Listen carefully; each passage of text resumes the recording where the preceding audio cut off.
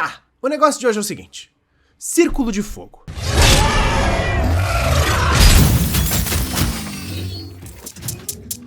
Eu acho que esse foi o primeiro filme que eu assisti no cinema. Na verdade, não foi o primeiro que eu assisti no cinema. Eu acho que esse foi o primeiro que eu assisti no cinema e a memória ficou na minha cabeça. Nunca algum outro filme me deu uma impressão tão bizarramente forte como esse. Nunca nenhuma experiência cinematográfica tinha sido nem tão perto quanto foi Círculo de Fogo. Parece que esse filme foi um evento canônico na minha vida. Assistindo ele quanto criança, eu lembro dele de forma tão intensa. Eu pulava na cadeira do cinema, eu ficava todo arrepiado e eu me sentia no céu enquanto eu via esse filme. Na minha memória, esse filme foi, não ironicamente, a melhor experiência cinematográfica que eu já tive. Procurando criança foi o equivalente a tomar 5 latas de Monster Mango Louco e sair correndo e imitando Jaeger, como se eu fosse uma mistura do Ligeirinho com Optimus Prime coberto de adrenalina de uma forma que só uma criança animada consegue. O problema, eu nunca mais vi esse filme. Eu nunca mais ousei tocar nessa experiência. A minha diversão foi tão grande e a experiência foi tão perfeita que eu honestamente tinha medo de mexer nela novamente. Queria deixar ela lá, uma memória perfeita de tempos mais simples. Eu já pensei muitas vezes nesse filme depois disso, mas toda vez que eu pensava, eu preferia deixar ele lá, no mundo dos pensamentos. Só uma memória intocada. A memória por si só já era tão forte que eu conseguia sentir o meu coração palpitando e um pouquinho da rebarba da adrenalina voltando só de pensar em robô gigante batendo com barco alienígena. Pra falar a verdade, eu tinha pavor de ver esse filme de novo e arruinar essa memória. Tudo isso por uma razão, um fantasma que ficava por cima disso. A tal da regra dos 15 anos. Pra quem não sabe, a regra dos 15 anos é uma espécie de ditado popular com essa ideia de que tudo que você viu enquanto criança e pré-adolescente foi visto com os olhos inocentes de uma criança, com um senso crítico muito menos aguçado e uma capacidade muito grande de aceitar qualquer coisa numa história, desde que pareça legal e, sei lá, tem adesivos de foguinho ao lado. Ao ver esses filmes de novo, depois dos seus 15, agora que a vida já te deixou mais azedo, você vai descobrir esse filme pelo que ele é de verdade. Talvez o final GT não seja tão emocionante assim depois que você já é um adulto chato. Essa regra dos 15 anos normalmente não funciona comigo. Não porque eu continuo gostando dos filmes depois, ou porque o meu senso crítico não funciona. É mais porque eu já não gostava deles antes. Eu acho que eu já era uma criança muito chata. Eu não gostava de Mowgli, eu não gostava de Karate Kid, eu não gostava de Rambo. Eu não gostava de vários outros desses filmes que o pessoal normalmente gosta quando criança e depois não passa o Natal das regras dos 15 anos. Eu acho que alguma parte de mim sempre foi azeda. Mas não Círculo de Fogo. Esse filme passou voando baixo pela minha rabugentice infantil. Ele me tocou de verdade. Sabe aquele esquema de quantas vezes por dia você pensa no Império Romano? Do dia pra noite esse filme virou o meu Império Romano. Parece que alguém fez um Inception em mim, porque dia sim, dia também eu tô pensando de novo nesse filme de 11 anos atrás, sei lá. Virou uma música que não sai da minha cabeça. E, bom, quando você tem uma música na sua cabeça, o que você faz pra tentar sair? Você ouve a maldita música. Então, quer saber? Eu decidi quebrar minha própria regra e tocar na minha memória intocável. Eu não lembro de muito mais do que 2 ou 3 cenas de pancadaria e algumas emoções, e mesmo essas eu lembro de algumas formas um pouco mais superficiais. Muito disso vai ser uma experiência renovada, como se eu estivesse assistindo pela primeira vez. Venham comigo cutucar a minha memória perfeita. Círculo de Fogo, 11 anos depois. O filme já vai direto ao ponto. Uma abertura explicando as terminologias mais importantes do filme. Jaegers, que pra quem não sabe é alemão pra robô gigante que bate muito forte. E Kaiju, que é japonês pra não deixaram a gente botar o Godzilla no filme, então a gente trouxe o primo dele do interior. Depois, a gente tem uma clássica narração de estabelecimento de mundo. O filme não perde tempo. A gente tem um show de CGI pra dar, afinal. Um belo dia apareceram monstros gigantes na Terra e ao invés de negar que eles existem, como eu tenho a impressão que alguns governantes fariam hoje, os governos do mundo inteiro se uniram pra criarem robôs gigantes pra saírem no soco com monstros do mar. Porque sim, né? Eu me pergunto qual governo do mundo teve essa ideia. É um misto perfeito de Gundam japonês com America Fuck Yeah. É um HP Lovecraft encontrando os Transformers do Michael Bay. A narração continua e, mais do que mostrar pra vocês, eu acho que tem um exemplo perfeito aqui. Eu adoro frases de efeito. Esse filme é cheio de frases de efeito, de propósito, é claro. A primeira de todas, eu acho que é a mais importante. Ela diz pra você basicamente, se arruma na cadeira, termina sua pipoca, porque as próximas 2 horas vão ser legais. Ela resume o filme inteiro, com algumas palavras ele diz exatamente o filme que você tá prestes a ver. There are things you can't fight, acts of God. You see a hurricane coming, you have to get out of the way. But when you're in a Jaeger, suddenly You can fight the hurricane. You can win.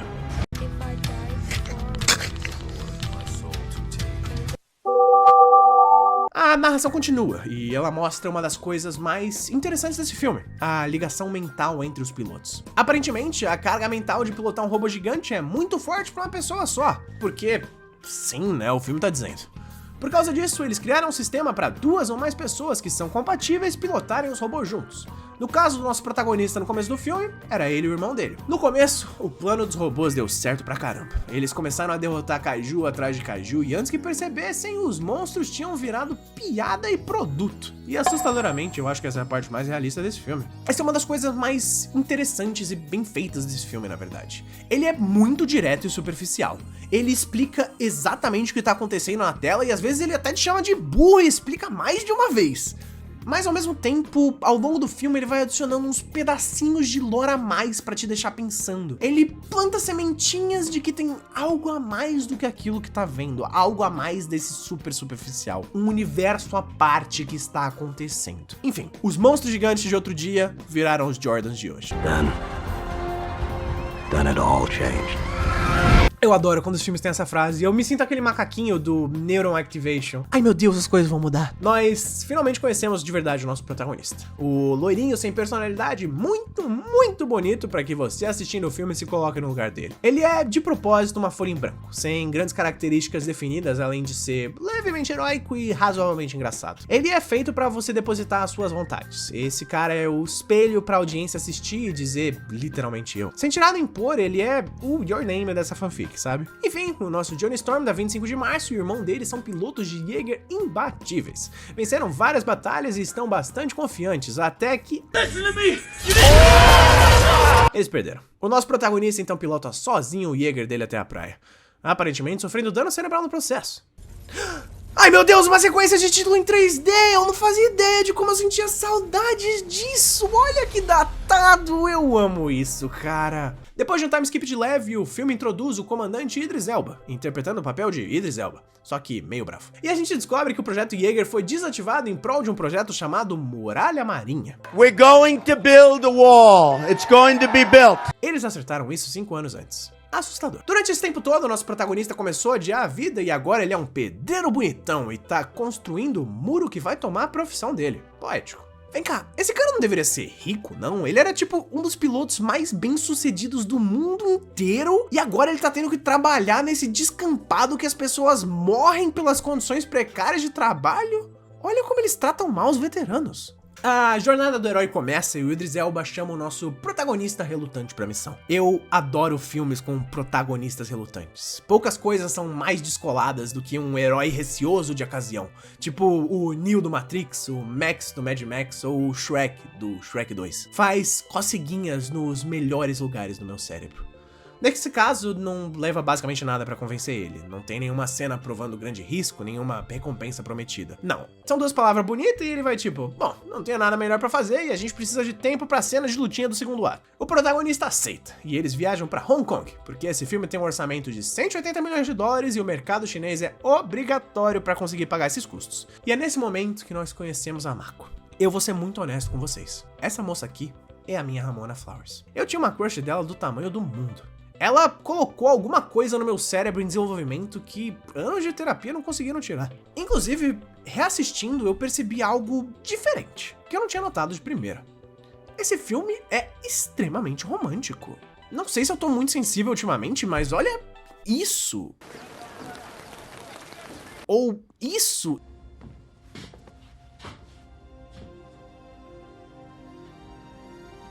E principalmente isso.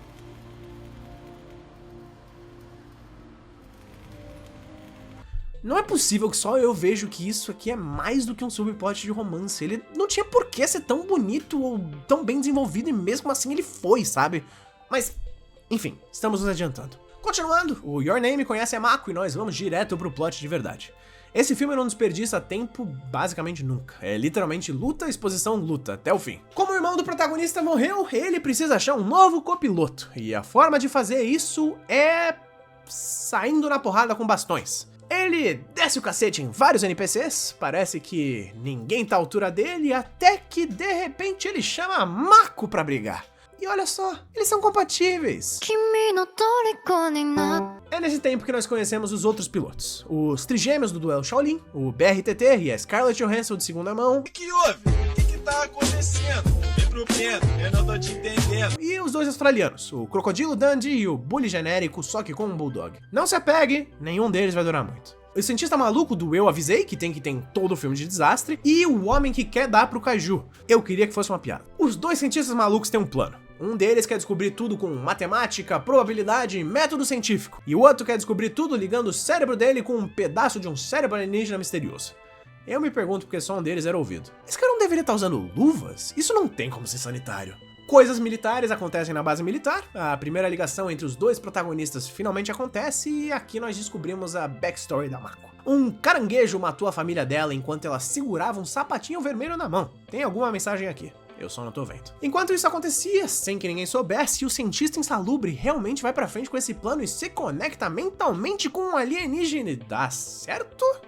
Bom, ele não morreu, mas esse olho dele vai ter conjuntivite até o fim do filme. Agora, o filme se divide em dois núcleos principais, e vai ficar assim no segundo ato inteiro. O nerdão indo comprar pedaço de Kaiju, porque ele quer se conectar com mais cérebro alienígena, e os nossos protagonistas, que agora que o teste deles deu errado e a Mako teve PTSD de Guayamun, viraram párias da base e tá geral de mal com eles. O filme continua, algum character development acontece, o romance anda, os personagens abrem o coração, e quando você tá começando a ficar entediado desse lenga-lenga, o filme te puxa de volta.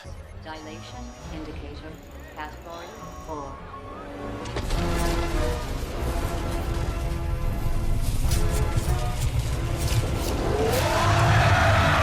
Os Kaijus voltaram.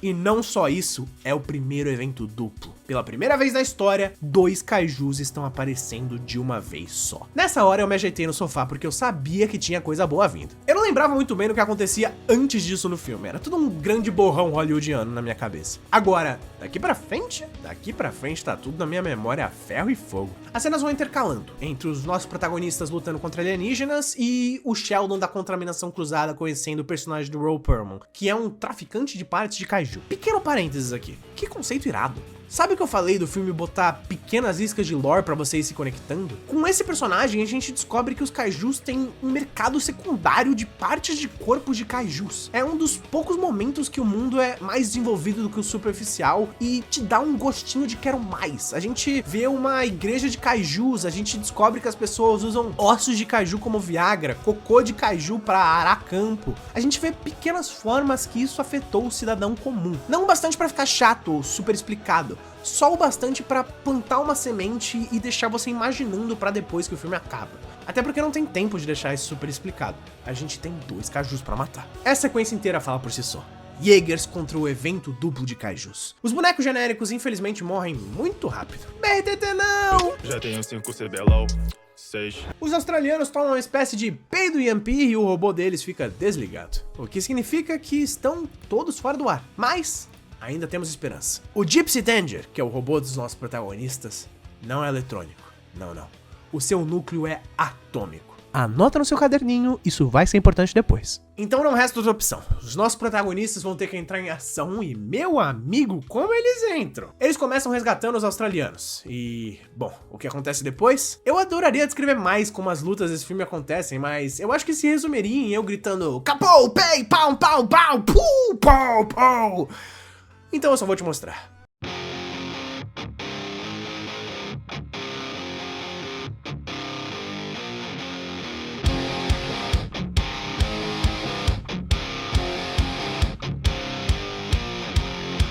The secret side of me, I never let you see. I keep it caged, but I can't control it. So stay away from me, the beast is ugly. I feel the rage and I just can't hold it. It's scratching on the walls, in the closet, in the halls. It comes awake and I can't control it.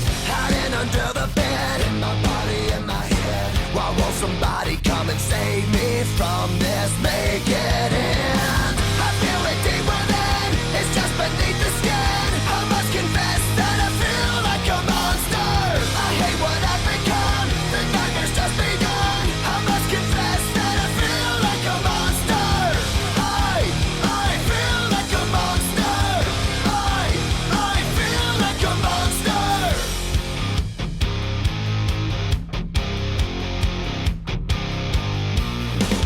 Essas cenas são melhores do que eu lembrava. Então agora, comigo totalmente arrepiado, a adrenalina no talo, o Gypsy Danger salva o dia e eu digo com toda certeza. Eu acho que o que torna elas tão boas é justamente a genialidade do diretor que tá fazendo elas. Elas não são rápidas, escondidas, elas não têm informação demais. As lutas sempre têm uma noção de peso e uma clareza de movimento, uma lentidão. Você vê e sente como cada coisa acontece, você sente cada pancada e o peso que tem por trás dela. O dano é perceptível, é quase palpável. A música é eletrizante. Depois de algum tempo, é quase como se o seu coração batesse junto com os passos do robozão. É maneiro demais. Enquanto isso tudo acontecia, o Oppenheimer da Rule 34 e o amigo matemático dele conseguiram se conectar com o cérebro de um kaiju e descobriram todos os segredos do ato 3. Daqui pra frente é quando o filme mais parece uma montanha-russa. O pai australiano não vai poder lutar porque o braço dele tá estourado. O Idris Elba vai ter que pilotar no lugar dele. Sem os outros Jaegers, agora o plano está nas costas dos dois últimos robôs restantes, Striker Eureka e Gypsy Danger. O comandante abre o coração dele, explicando que se ele pilotar o robô ele vai morrer. Porque, sim, eu não vou nem tentar explicar. E no fim, a hora chega. Um evento novo. 3 kaijus de uma vez só, e um deles é uma categoria 5, o maior até agora. Hora do discurso e do fim do filme. Today we are canceling the apocalypse!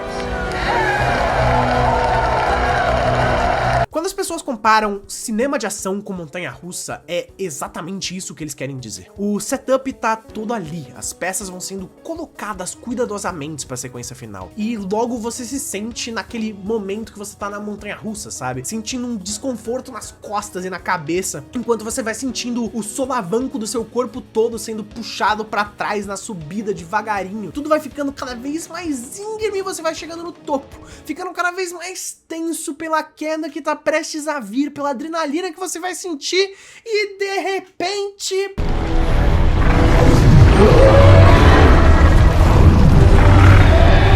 Assim como o resto do filme todo, o último terço é um clichê.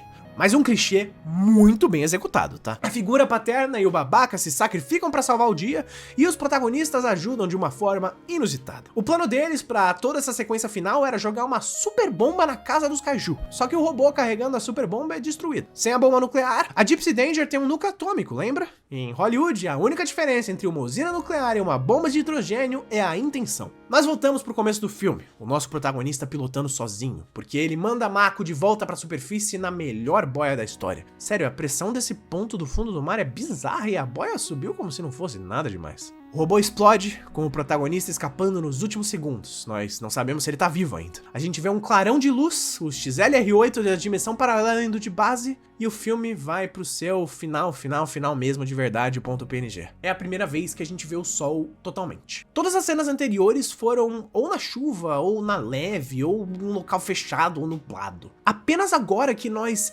efetivamente vencemos e salvamos o dia, derrotamos todos os kaijus, que a gente tem a presença de um sol de verdade, sem nuvens, aberto e lindo. É cafona pra caralho, mas é muito foda. O mar que acabou de tancar uma bomba nuclear e meia tá mais azul e brilhante que o Caribe. Existe algum tempo de tensão, enquanto a gente acompanha a Mako, que acabou de subir, a música para, a segunda boia chega, e a gente tem a cena mais clássica das clássicas. A gente não sabe se o protagonista morreu, até que...